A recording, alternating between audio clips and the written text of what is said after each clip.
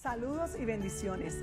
Gracias por estar con nosotros. Te invitamos a que te quedes conectado con nosotros porque sabemos que hay una palabra de Dios que ministrará a tu corazón.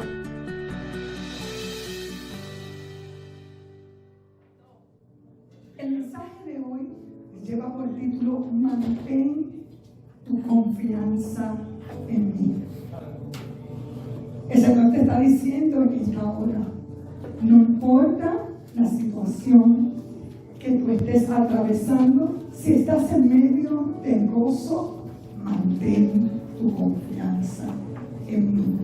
Si estás pasando por medio del dolor, de desafíos, de enfermedades, de noticias inesperadas, el Señor te dice, tranquilo, I got your back. Yo estoy contigo.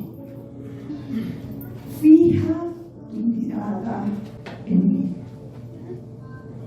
En estas últimas semanas he estado escuchando personas con diferentes desafíos. Hay muchas de ellas sentadas en medio nuestro, muchas a través de la distancia, con situaciones de salud, con desafíos, con situaciones de trabajo, con enfermedades que no podemos controlar. Ustedes saben que hemos estado orando con el Laredo jueves y viernes y el Señor me permitió estar orando por esta mujer que está en medio de un desafío de salud. Y en medio de su dolor ella me decía, ya no puedo más. O el Señor me sana o que me lleve. Y después se me quedó mirando y me decía, perdóname. Y yo le dije, no, lo estás haciendo correctamente. En medio del dolor y en medio de los desafíos, como yo les dije la semana pasada, los salmos son 150 salmos y nos enfocamos en los salmos de alegría y que expresan alabanza, pero la gran mayoría de los salmos fueron escritos por autores que pasaron dolor, pasaron situaciones desafiantes y levantaban su voz al cielo, reclamándole a Dios o en llanto o en tristeza. Porque ese es el lugar correcto para expresar las situaciones que nosotros estamos atravesando con Dios. Y vamos con una persona que nosotros sabemos que nos puede amar, no importa que nosotros podemos decir lo que sea y esa persona sabe lo que hay realmente en nuestro corazón. Por eso Dios te dice en esta mañana, yo no sé lo que tú estás pasando, o sea, Rosemary no sabe, pero el Señor te dice, mantén tu confianza en mí. ¿Por qué? Porque los momentos de incertidumbre en muchas ocasiones lo que hacen es desenfocarnos de las verdades en que hemos creído. Cuando sentimos que todo a nuestro alrededor se hunde, la presencia de Jesús y sus palabras son solo lo que conforta nuestra alma. Pero, ¿cómo yo puedo mirar a Jesús en medio de mis desafíos, en medio de mis temores y mantener mi fe? Porque es difícil. Hablamos, conocemos la Escritura. Yo la conozco desde que tengo 9 años. Nunca me he salido de este caminar. Pero han venido momentos desafiantes que yo pregunto, Dios, lo que está escrito aquí es verdad. ¿Por qué le permites el sufrimiento justo? Y como escuché ahí, todos nos preguntamos eso. No es falta de fe, es que la situación es tan desafiante que nos ahoga, que nos oprime. Gloria a Dios. Pero ahí el Señor se aparece. Si usted va conmigo a Marcos, capítulo 6. Marcos es uno de los libros del Nuevo Testamento. Primero está Mateo, luego está el libro de Marcos. Y le invito a que usted vaya conmigo a Marcos 6, 45 al 52. Este es cuando Jesús camina sobre el mar. para ir sobre sus discípulos que están en medio de una tormenta difícil. Y dice la Escritura en el versículo 45, y estoy leyendo en Reina Valera: enseguida hizo a sus discípulos entrar en la barca e ir delante de él a Betsaida, en la otra ribera, entre tanto que él despedía a la multitud. Y después que los hubo despedido, se fue al monte a orar. Y al venir la noche, la barca estaba en medio del mar y él solo en tierra. Y viéndoles remar con gran fatiga, porque el viento les era contrario. Un viento contrario en la marina quiere decir que en vez de ser un viento que ayudaba a que las velas y los que remaran siguieran en la embarcación hacia adelante, empujaba la embarcación hacia atrás.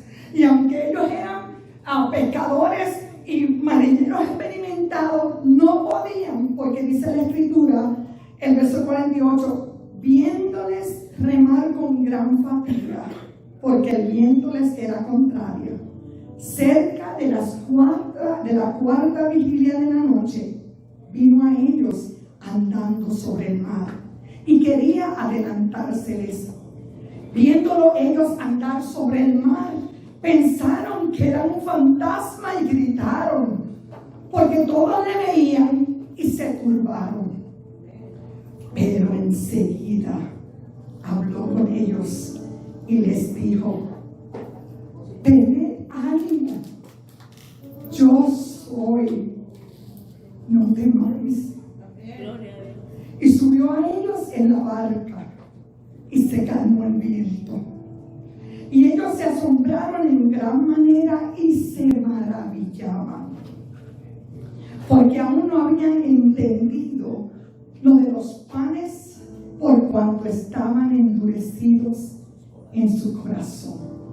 Gloria a Dios. Marcos 6:45 tiene como trasfondo bíblico. Si usted va a los versículos del 30 al 44, fue la multiplicación de los panes y los peces. Cuando había una multitud que había seguido a Jesús y llevaban horas, y el Señor le dijo a los discípulos vinieron a Jesús y le dijeron: oye, ya mándalos a que se vayan, porque se está haciendo tarde y son muchos. Y el Señor le dijo: no, denle de comer. Y me imagino que unos a otros se mirarían: pero ¿cómo vamos a darle de comer si son?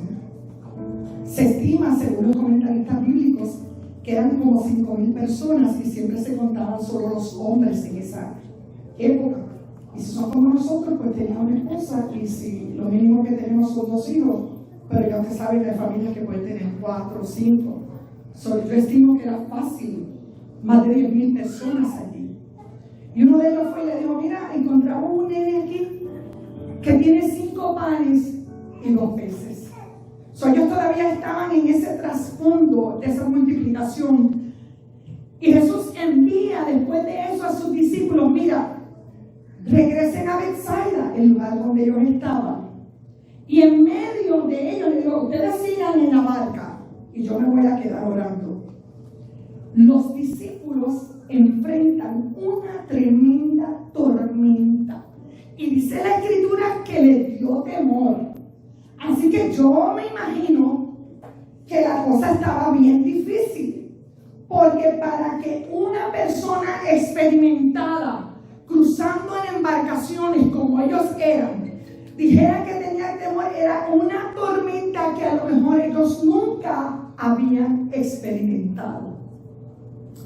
Y en medio de esa situación, dice la Escritura que Jesús los ve. Y yo te quiero decir a ti que en medio de la situación en donde tú estás y donde tú crees que nadie te ve, Jesús te está viendo. Amén. Gloria a Dios. Jesús sabe de lo que tú tienes necesidad. Amén. Entonces Jesús se acerca a ellos en medio de la tormenta y en medio de la angustia de los discípulos, calma la tempestad y le recuerda que Él tiene el poder para mantener la calma. No importa los desafíos que parezcan que nos hundan. Porque quiero decir, hay situaciones que vas a experimentar, o a lo mejor las estás experimentando, que sientes que te estás hundiendo. Pero el Señor te dice, calma. Yo soy. Yo estoy contigo. Amén. Gloria a Dios. Y el primer punto que quiero desarrollar en este mensaje es el cuidado de Jesús por sus discípulos. Lo que Él hace para enseñarnos a obedecer. Y si usted tiene la escritura abierta, vamos a leer nuevamente Marcos 6, 45 al 47. Y dice, enseguida hizo a sus discípulos entrar en la barca e ir delante de él, ¿a dónde? A Betsaida, en la otra ribera, entre tanto que él despedía a la multitud. Y después que los hubo despedido, se fue al monte a orar. Y al venir la noche, la barca estaba ¿en dónde? En medio. ¿Dónde estaba la barca? En medio del mar. Y el Señor estaba ¿dónde? Solo en tierra. Si usted es como yo me hice varias preguntas al mirar esta porción. Pero ¿por qué Jesús hizo entrar a los discípulos en la barca? Bueno, un comentarista que es uno de los preferidos míos, y lo voy a citar vivo, dice: Jesús comprendía que iba, después de este milagro tan tremendo que ellos habían experimentado, que iba a surgir, acuérdense que la nación estaba esperando ¿a qué? A un Mesías. Y ellos creían que era un hombre poderoso que lo iba a librar contra el imperio romano, que era quienes estaban, los judíos estaban subyugados a este imperio, que no eran cáscara de coco. Era difícil, los oprimían. Si pasaron en Egipto algo difícil, los romanos los oprimían y ellos clamaban por un Mesías. Entonces el Señor Jesús, como es de Dios, sabía que a él se iba a surgir un grupo que iban a apoderarse de él y lo querían hacer rey. Y él no quería que sus discípulos, porque acuérdense, ellos estuvieron 3 años caminando con él, pero muchos de ellos se le acercaron a él y fue su rabí, fue su maestro, porque al principio él decía: este es el Mesías que nos va a libertar. Y muchos de ellos, si usted ha visto la serie de Chosen, lo ven, había celotes, había gente que peleaba, que se unieron a ellos y pensaban: a lo mejor entonces si este es el Mesías. Y como el Señor lo sabía, dijo: yo no quiero que mis discípulos estén aquí para que ellos no se unan a este grupo de personas y participen en el movimiento de hacerme rey. Sus discípulos también se preguntarían, porque yo me lo hubiera preguntado: pero ¿por qué nos dice que nos vayamos solos? ¿Por qué no nos acompaña? Yo no sé si usted hubiera hecho la pregunta, pero yo le pregunté al texto: pero ¿y por qué Jesús no los acompaña? ¿Por qué nos manda al otro lado del mar y Él se queda en el otro lado de la tierra? Porque muchas veces el Señor nos manda al otro lado para poder enseñarnos algo. Dale ese aplauso al Señor. Porque al estar solos, ellos tendrían la oportunidad de meditar con detenimiento el milagro de la multiplicación que ellos habían experimentado. Jesús oró por aquellos 5 panes y los peces, y las cestas se multiplicaban y se multiplicaban y se multiplicaban. Y dice que cuando ya al final dijeron, se preguntó, todos comieron, están bien abastecidos, y sobraron 12 canastas. Muchos comentaristas implican que es una por cada discípulo, para que ellos tuvieran siempre en memoria que Dios nunca falla, que Dios siempre llega a tiempo y que Dios es el Dios de toda provisión. Cuando nosotros estamos al otro lado solos, es muchas veces la oportunidad que Dios está esperando para manifestar su poder y para que aprendamos a depositar nuestra confianza solo en Él. Segundo, el proceso nos enseña a confiar plenamente en Dios. Yo siempre he dicho que los procesos tienen dos alternativas, hay solo dos vías. O el proceso, tú permites que te destruya porque es tan doloroso que tú dices, ¿dónde está Dios? Y te apartas de Dios y decides caminar conforme a lo que tú piensas que es correcto. O el proceso te enseña, no tengo esperanzas, sino solamente en ti. Así que yo voy a depositar mi confianza y mi esperanza en Dios. Vamos a los versos 48 y 49. Y dice, y viéndoles remar, ¿cómo no? ¿Con qué? ¿Remar con qué? Con gran fatiga. Con gran fatiga, porque el viento les era contrario. No tienes que levantar tu mano, pero ¿cuántas personas estamos aquí que ahorita o ahora mismo sentimos que el viento está contrario? Y el enemigo no solamente tiene el viento, trajo un super fan de esos de, usted sabe, en los lugares, en las fábricas, aunque esté el aire acondicionado, hay un super fan grande que hace más ruido que lo que tiran aire, ¿verdad? Pero nada más en el sonido, el white noise, creemos que estamos bien. Pues yo, a veces que, o muchos de nosotros podemos estar en ese tipo de viento contrario, que no solamente es el viento, sino que están las fuerzas huracanadas y que el ventilador, el aire, el abanico está a todo lo que da. Pero dice la palabra, y viéndoles remar con gran fatiga, porque el viento les era contrario, cerca de la cuarta vigilia de la noche, vino a ellos andando sobre el mar y quería que adelantárseles. Viéndole ellos andar sobre el mar, pensaron que era un fantasma y gritaron. ¿Te imaginas la situación? El viento está rugiendo y Jesús está viendo que sus discípulos están luchando para poder mantener la barca en flote y llegar a la orilla. Él estaba mirando a esos pescadores experimentados, pero él sabía que ya había pasado mucho tiempo. Y aunque ellos estaban experimentando y estaban pasando, ya se estaban cansando.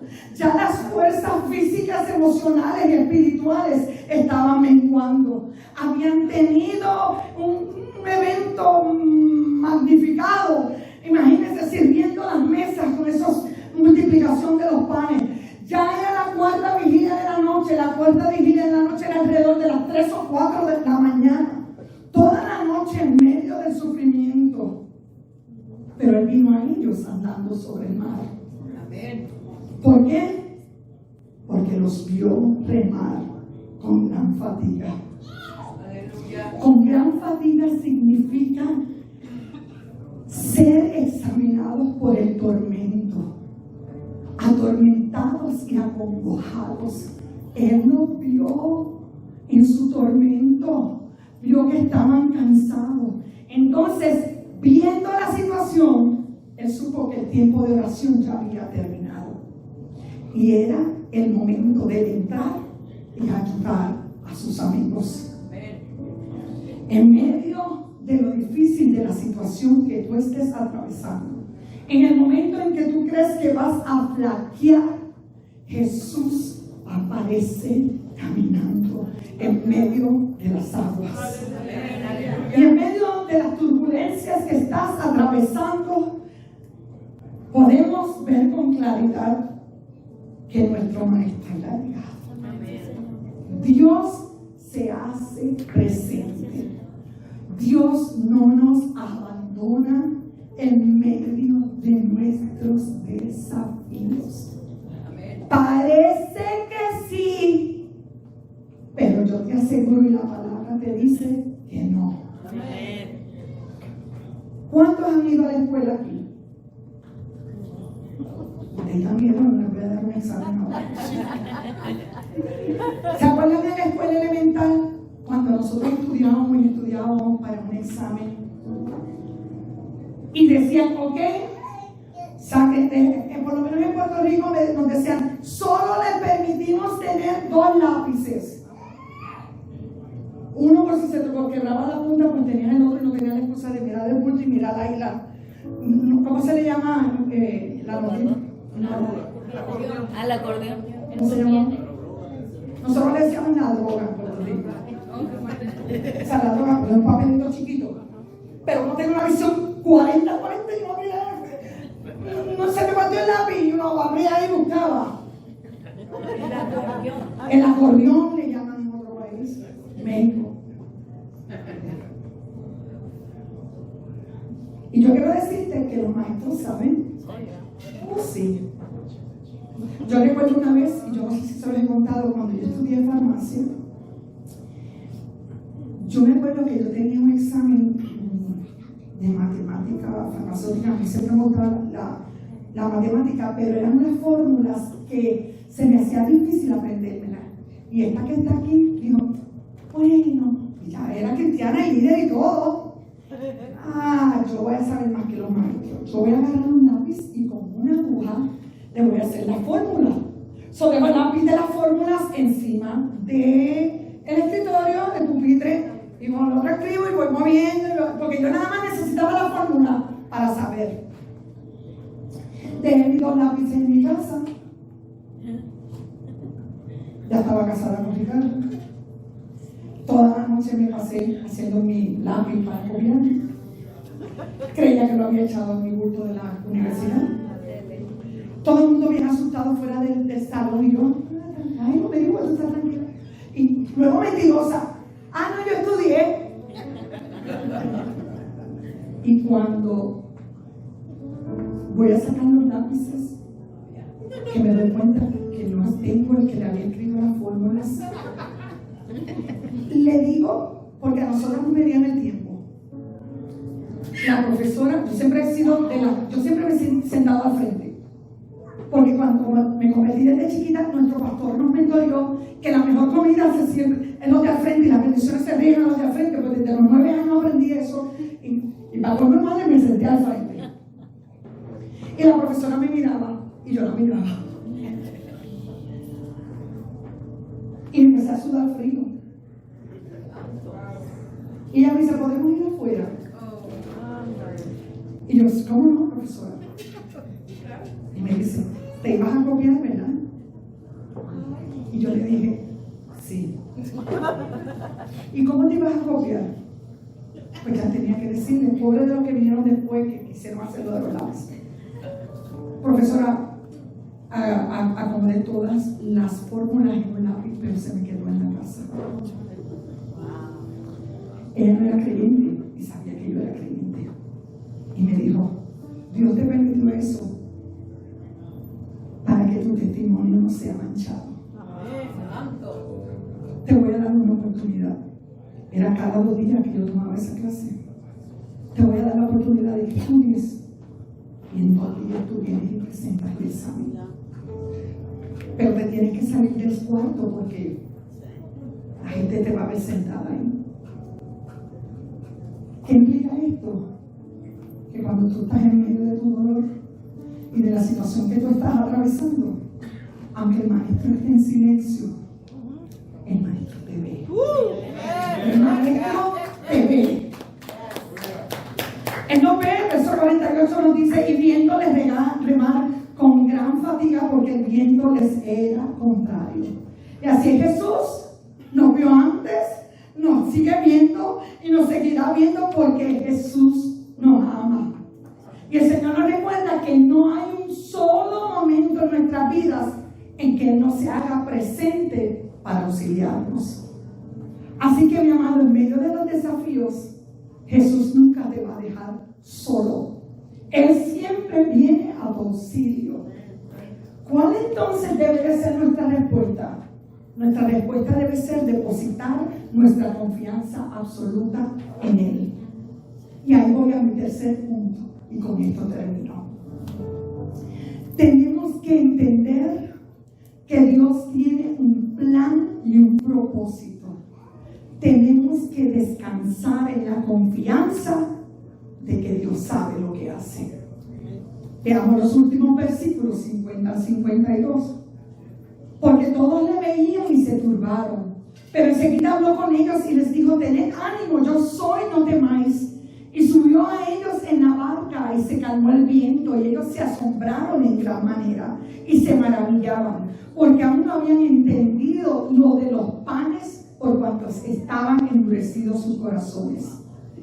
Aunque no entendamos el porqué de las situaciones, aunque no tengamos respuestas a todas nuestras preguntas, y usted quiera saberla, hay algunas que Dios no las va a dar aquí y hay otras que usted se va a enterar en el cielo. Haga el cálculo numérico. Me convertí a los 9 años y tengo 59.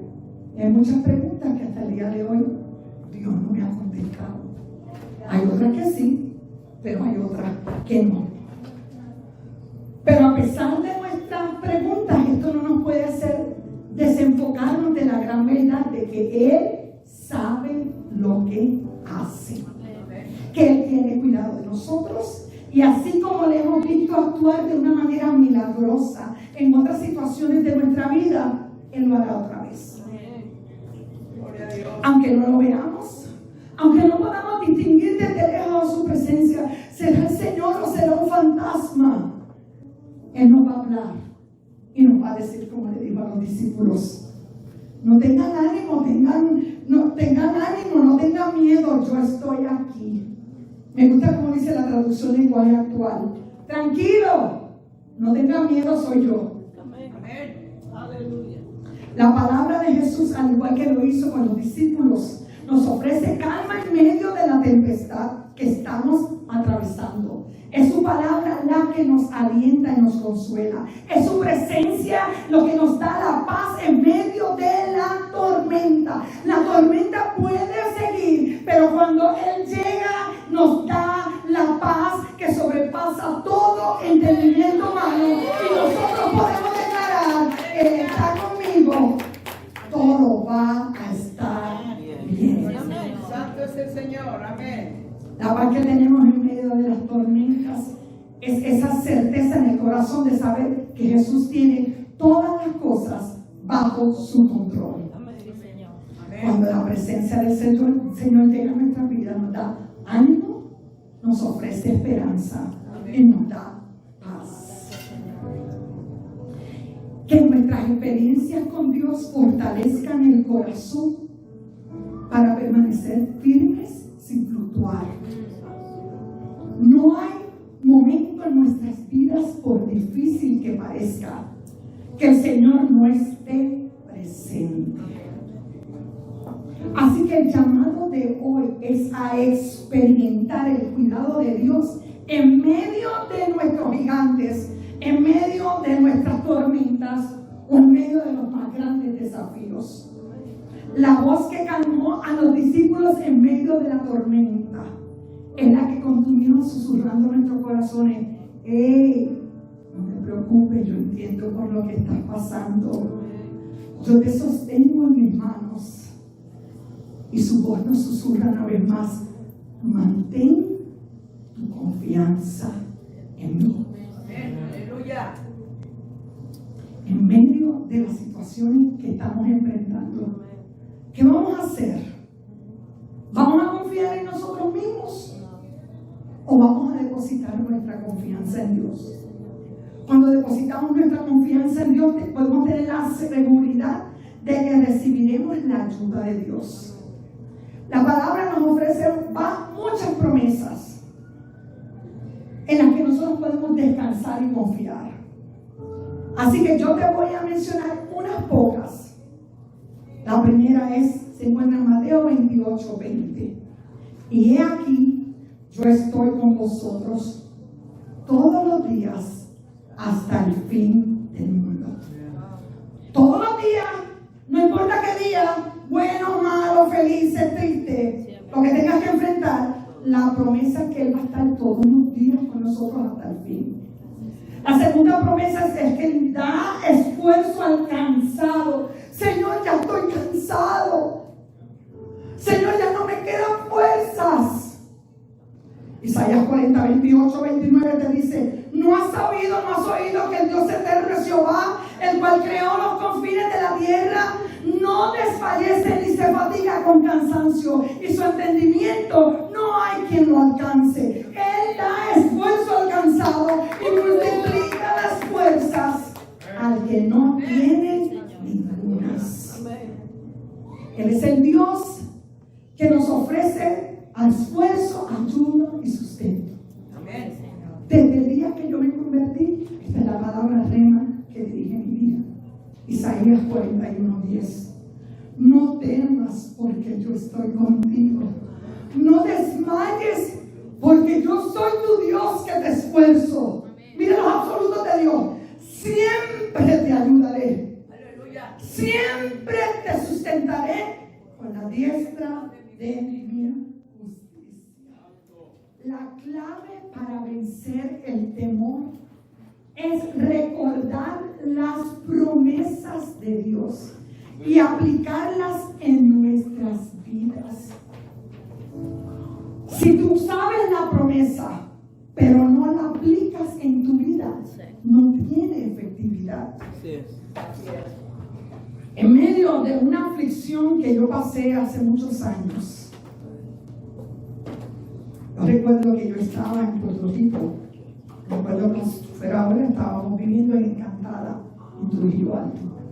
Así que esto fue antes del 93. Y luego tenía 2 años, 92 al 94. Estaba en una situación muy desafiante. Yo recuerdo cómo yo lloraba, diciéndole a Dios: Señor, yo estoy sola. No tengo a nadie a mi alrededor. Y en medio del llanto, el Espíritu Santo, que lo estamos estudiando cada miércoles, esa persona vino y me susurró al oído: eso es lo que el enemigo te hace creer. Yo te prometí que yo nunca te dejaré. Y yo nunca te desampararé. Cuidado, porque no te va a dejar. Y protección, el amparo de Dios. Cuando nos sentimos desanimados, es de gran ayuda estar a solas con Dios. Decirle cómo realmente nos sentimos. Pero podremos salir fortalecidos si le permitimos al Espíritu Santo susurrar esas palabras en nuestro corazón. Yo te aseguro, en medio de la situación que tú estás pasando, que Él te está diciendo hoy: tranquilo, tranquila, no tengas miedo, soy yo. Así como le dijo a sus discípulos en Marcos 6:50. El Dios que nos conoce es el Dios que está con nosotros en todo tiempo. Tú puedes reconsiderar las situaciones duras. A lo mejor viniste en esta mañana llorando en el camino diciendo: Señor, si tú no me hablas, yo no te voy a servir más.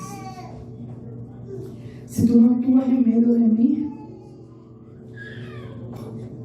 yo no sé qué voy a hacer. Pero el Espíritu Santo te ha recordado en esta mañana: mantén tu confianza en mí. Gracias por habernos acompañado. Esperamos que esta palabra haya sido de bendición a tu vida. No olvides suscribirte a nuestro canal de YouTube de Casa de Refugio para que permanezcamos conectados. Si deseas comunicarte con nosotros, tienes la información en pantalla. Bendiciones.